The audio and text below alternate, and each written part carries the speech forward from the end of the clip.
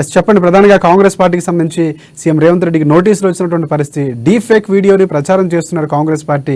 అందులో భాగంగానే సీఎం రేవంత్ రెడ్డి కూడా ప్రచారం చేస్తున్నారు. చట్టపరంగా ఎదుర్కొంటాం, దానికి సంబంధించి కోర్టు కూడా లాగుతూ ఉంటాం, కిషన్ రెడ్డి లాంటి నేతలు కూడా స్థానికంగా చెప్తున్నటువంటి పరిస్థితి కనిపిస్తుంది. సో మీరు ఏమంటారు? అసలు ప్రధానంగా నోటీసులకు సంబంధించి 15 రోజులు వివరణ ఇస్తామన్నారు, ఏంటి అసలు ఏం మాట్లాడతారు?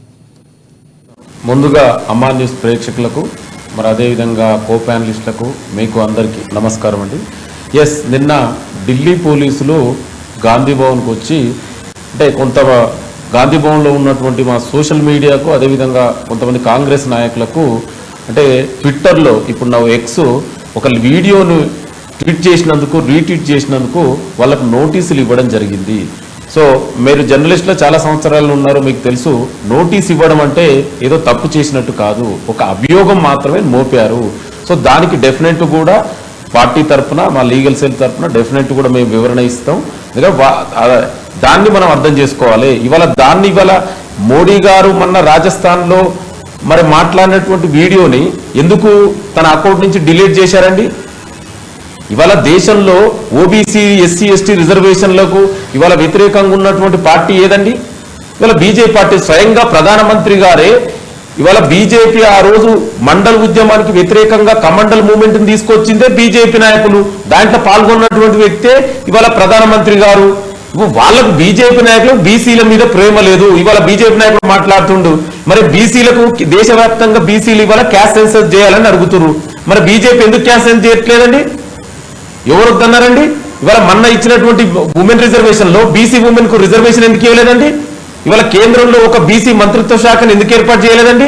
అంటే ఇవాళ ఎంతసేపు అంత ఎందుకండి? ఇవాళ కేంద్ర క్యాబినెట్ లో ఎంతమంది సెక్రటరీలు బీసీ వాళ్ళు ఉన్నారండి? ఇవాళ ఎంతమంది ఐఏఎస్లు రిక్రూట్ అయింది? మొత్తం 27% రిజర్వేషన్ లో ఇప్పుడు కనీసం 15% రిజర్వేషన్ కూడా ఇంప్లిమెంట్ చేయలేదు. మరి 10 ఏళ్లుగా అధికారంలో ఉన్నటువంటి బీజేపీ మరి ఎందుకు ఈ రిజర్వేషన్ ఇంప్లిమెంట్ చేయాలని ఫుల్ ఫ్లెడ్జ్ గా? ఇవాళ బీసీల మీద ప్రేమ లేదు, ఎస్సీ ఎస్టీ మీద ప్రేమ లేదు. ఇవాళ ఆర్ఎస్ఎస్ సిద్ధాంతమే అదిగండి, రిజర్వేషన్ వ్యతిరేకం. సో అందుకే ఇవాళ అదే చెప్తుంది, దేశవ్యాప్తంగా ఇవాళ ప్రజలు తిరగబడుతున్నారు బీజేపీకి వ్యతిరేకంగా. మీరు ఫస్ట్ ఫేజ్ ఎలక్షన్లు చూడండి, దాన్ని ఎలక్షన్లో బీజేపీ వ్యతిరేకంగా ఓట్లేశారు. దాన్ని డైజెస్ట్ చేసుకోలేక ఇవాళ ప్రధానమంత్రి మోడీ గారు ఒక ప్రధాని స్థాయిలో ఉండి ఆ విధంగా మాట్లాడవచ్చునా? రాజస్థాన్లో ఏం మాట్లాడిందండి? ఈ దేశ పుస్తకాలు తెంపుకుంటారు, ఆస్తినంతా ముస్లింలకు వస్తారు. మరి 50 ఏళ్ళు కాంగ్రెస్ పార్టీ అధికారంలో ఉంది కదా, ఎవరికి వచ్చిందండి? అంటే వాళ్ళు మాట్లాడేది విద్వేష రాజకీయాలు. బీజేపీ ఎక్కడ కూడా అభివృద్ధి గురించి మాట్లాడదు, సంక్షేమం గురించి మాట్లాడదు. ఎంతసేపు విద్వేషం, విషపూరిత రాజకీయాలే బీజేపీ వెన్నతో పెట్టిన విద్య. ఇవాళ వాళ్ళు చేసేదే కదా. మేము మా మేనిఫెస్టోలో చాలా స్పష్టంగా చెప్పాము, క్యాస్ట్ సెన్సస్ చేస్తామని. మరి నీకు దమ్ముంటే దాని గురించి మాట్లాడు. నువ్వు క్యాస్ట్ సెన్స్ గురించి, మరి నీకు బీసీల మీద ప్రేమే ఉంటే మరి క్యాస్ట్ సెన్స్ ఎందుకు చేయట్లేదండి? కులగణన చేయలేదా?